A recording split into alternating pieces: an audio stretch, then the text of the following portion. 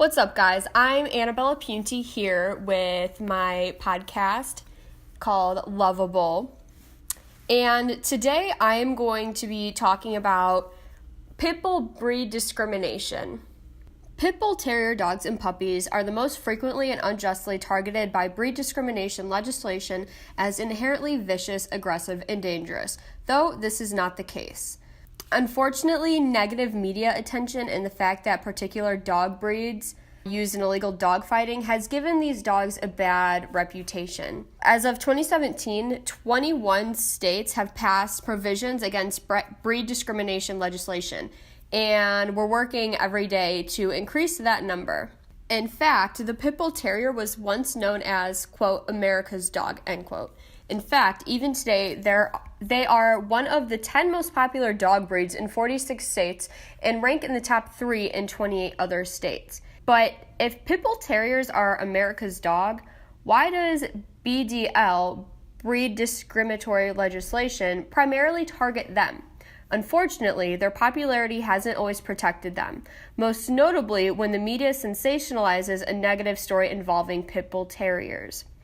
And so America's dog became the victim of a witch hunt fueled by growing media hype based on negative stereotypes. For Pitbull owners, breed discrimination is an everyday struggle for them with their dog. In this next interview, you could just be taking your dog to a grocery store and it could just create a whole world of turmoil. I'm here with Tempe resident and Pitbull owner Stephen Rivero. Stephen, can you please tell me about a time where you and your dog have experienced breed discrimination? My dog Missy is a certified support dog, so I often bring her places when I travel. And so I brought her to the grocery store by my house like I usually do, and I'm walking down the aisle, and this man from the other end of it starts yelling and screaming, telling me that I'm not allowed to have my dog, and asking me, who do I think I am? And I look at him explaining that I have her ID, I have her paperwork, she's nationally certified, and he's yelling at me, and since she's a pit bull, she's freaking out, discriminating against my dog and I because she's known as an aggressive breed, or that's what people tag her as an aggressive breed, when in all reality that she's probably got less pit bull in her than anything. She's not even the full size of a pit bull, but people just automatically make that assumption because she has features that look like that. Now, he had no right to tell me this due to later investigation by me coming back because I left immediately. I wasn't about to get into a huge screaming match with a man in the middle of a grocery store because that's just immature. So I left, I gathered all her paperwork and went back to the store, assuming that it was a manager or someone like that. And later to find out that was just a customer. It was no connection to the store whatsoever. It was simply a customer yelling at me, telling me that I couldn't do these things, when backed by the ADA that I'm completely allowed to. And I guarantee if it was a little chihuahua on someone's purse, no one would have said anything. And just because she looks like a pit bull, it's automatic that she's dangerous and that we're not allowed to be in public anywhere. And it's frustrating, and I get looks at the airport, anywhere I really take her in public. So, with the grocery store incident, how did it make you feel that the management and the employees of the grocery store did not step in your defense, since you said that you are a regular customer there and they recognize you and your dog?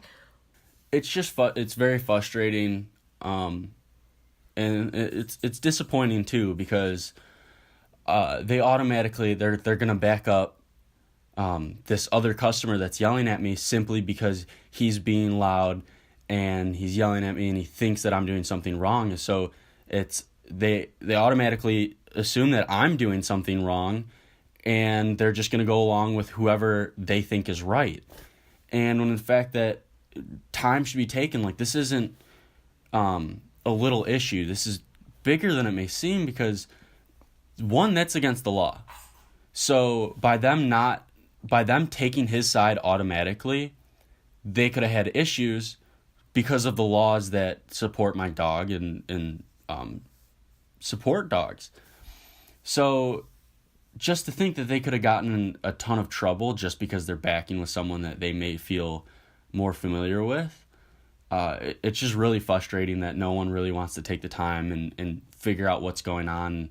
They're just going to assume what's right and what's wrong, and it's very disappointing. All right, thank you for your time, Stephen. As you could see, Pitbull breed discrimination affects almost all Pitbull owners. Even if you have the most well-behaved and obedient Pitbull, it doesn't matter. People have it in their heads that they're aggressive dogs, and we might think that there's not much that you could do, but by putting your dog out there and socializing them in front of people, you could change their minds. You can make them understand that, wow, these are actually really gentle creatures and, are in no way aggressive in most cases. That's all I have for you today. Once again, I am Bella Punti, and this is my podcast called Lovable. Bye.